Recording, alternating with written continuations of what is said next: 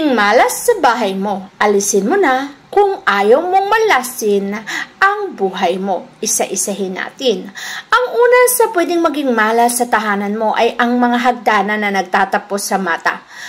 Kapag kasi nagtatapos sa mata, ibig sabihin kamatayan at pagkakasakit po ang maidudulot sa tahanan. Kaya bilangin mo na ang huling landing dapat ay nagtatapos sa mata. O kung nagpapagawa kang bahay, siguraduhin mo na binibilang mo ang bawat hakbang niyan. At siguraduhin din sa mata nagtatapos para maiwasan mo ang anumang dulot na kamalasan nito. Isa pa sa bagay na dapat mong tatandaan ay ang pagpapatayo ng hagdanan. Hindi dapat nakatapat ang hagdanan sa may pintuan. Sapagkat kung ang hagdanan mo ay nagtatapat sa pintuan, pagpasok pa lang ng positibong enerhiya ay agaran din itong lalabas sa iyong tahanan. Kaya napapansin mo na kung ikaw ay magkakapera, agad-agad din itong nauubos at nawawala gawa ng ang hagdanan ay nakatapat sa pintuan. Huwag mo ring hayaan na ang mga lumang kalendaryo ay nasa tahanan mo pa. Kapag luma na ang kalendaryo, maaari mo nang itapon ito. Sapagkat ang lumang kalendaryo ay maaari ring makaengganyo o maka-attract ng negatibong enerhiya. At ayaw nating ang palaging papasok sa tahanan ay negatibong enerhiya, kaya't kapag luma na, huwag mo nang balikan, itapon na, alisin na sa tahanan para maalis din ang kamalasan. Katulad ng kalendaryo, malas din ang mga halaman na sinasabing hindi umuusad at hindi lumalaki. Isa sa halaman na yan ay ang mga bonsai. Pansinin mo, stagnant lang ang kanyang height. Hindi lumalaki at hindi nag-grow. Maswerte naman ang halaman pero pwede mo itong ilagay sa labas ng tahanan at huwag sa loob ng bahay kasi mamamanifest mo rin kung ano ang nakikita mo. At ang pagkabagal ng pag-asenso sa buhay ay pwedeng mangyari sa iyo. Ayaw nating maging stagnant ang karera mo sa buhay. Kaya't iwasan mong paglalagay nito o bonsai sa loob ng tahanan, ilagay lang sa labas ng bahay. Iwasan mo rin sa kusina ang magkatabing rep at lutuan. Ang rep ay elemento ng tubig. Ang lutuan ay elemento ng apoy. Hindi naaayon na magkatabi dahil magkalaban po ang dalawa na yan. Kung ikaw ay magtatagumpay, agad din itong mawawala sa iyong buhay dahil papatayin ito ng tubig. Ang apoy na nagliliyab sa iyong damdamin ay mawawala kapag may tubig na nahaharang o papatay dyan.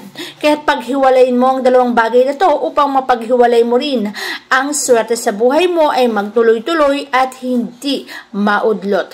Sapagkat ayaw naman natin na success na naging bato pa.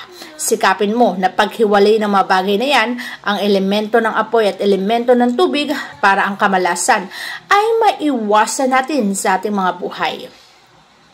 Huwag mo ring hahayaan na sa ilalim ng hagdan ay naglalagay ka ng elemento ng mga tubig. Ang elemento kasi ng tubig ay pera. Kaya't iwasan mo na mailagay sa ilalim ng hagdanan ang mga aquarium o CR.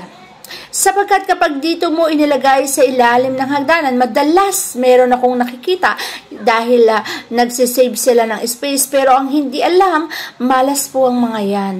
Ang elemento ng tubig ay hindi dapat napapailalima ng mga hagdanan. Iwasan mo tong bagay na to para maiwasan mo rin ang anumang pwedeng maidulot nitong kamalasan sa buhay mo. Tanggalin ang anumang elemento ng tubig sa ilalim ng hagdanan para matanggal din ang anumang uri ng kamalasan na maaaring maidulot o maibigay nito sa iyong buhay. Alisin mo na ngayon pa lang para ang kamalasan ay maaari mo pang maiwasan sa iyong buhay. Isa pa sa mga may dulot na kamalasan ay ang kalat na bahay. Huwag na huwag kang maglalagay ng mga labahan na nagkalat, maduming bahay, at iwasan mo rin ang paglalagay ng bulaklak na rose sa center table. Ang rose kasi ay binibigay natin sa mga namayapa nating mga kamag-anak, kung kaya't maaaring ito rin ay mamanifest at mangyari sa iyong buhay. Ang mga labahan naman na nagkalat ay nagmamanifest ng negative energy, kaya't linisin, alisin sa loob ng tahanan. Sa bahay natin ay magandang maglagay ng halaman, ngunit iwasan mo ang paglalagay ng cactus sa loob ng bahay. Ang cactus kasi magandang ilagay kung ito ay nasa labas lamang ng ating mga tahanan para ang kaswertehan lamang ang papasok sa ating buhay. Kapag ito kasi ay nasa loob ng ating mga tahanan, ang mangyayari ay ang pagkakaroon ng pag-aaway-away, pagtatalo-talo, lalo na ng mag-asawa. Kaya kung gusto mong maiwasan ang bagay na yan, alisin mo na ang cactus sa loob ng tahanan mo, ilagay mo na to sa labas ng bahay mo para maiwasan ang kamalasan. Iwasan mo rin ang paglalagay ng anumang kalat sa harapan ng pintuan. Ito'y tinatawag na poison arrow, kung saan sa harapan ng pintuan maaari na agad mablock ang swerte. Kaya't alisin ang bagay na to. Alisin mo rin ang mga larawan ng mga bundok sa loob ng tahanan. Ito kasi ay nagmamanifest ng negative energy, kalungkutan, pagkasawi, at pighati. Kaya naman ang mga bagay na yan, kung ayaw mong maramdaman sa iyong buhay, iwasan mo ang paglalagay ng mga painting o larawan ng mga bundok.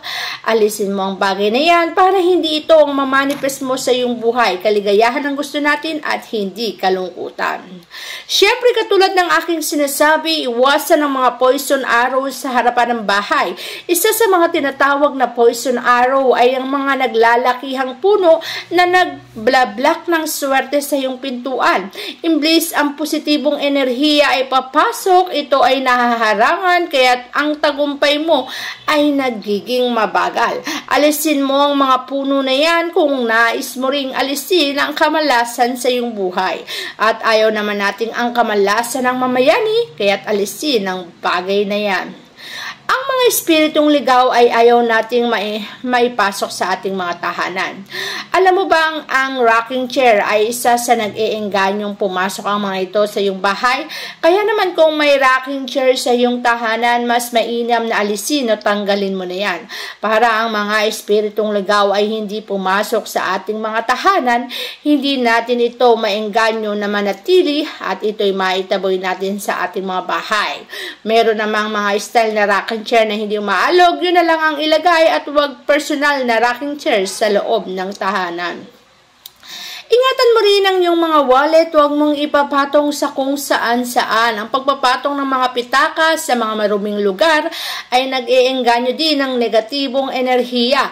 At kapag mas marami ng negatibong enerhiya ang naengganyo ng iyong mga pitaka, ito ay magdudulot sa iyo ng kamalasan at pagpapasok sa buhay mo ng maraming kamalasan na siya namang nagiging dahilan para sa pag-usad ng buhay mo ay nagiging mabagal. Ayaw naman natin maging mabagal ang usad ng pag-asenso sa ating mga buhay, kaya't alisin ang mga bagay o wag gawin ang mga bagay na magdudulot sa atin ng matinding kamalasan para sa ganon swerte lamang ang papasok sa ating mga buhay.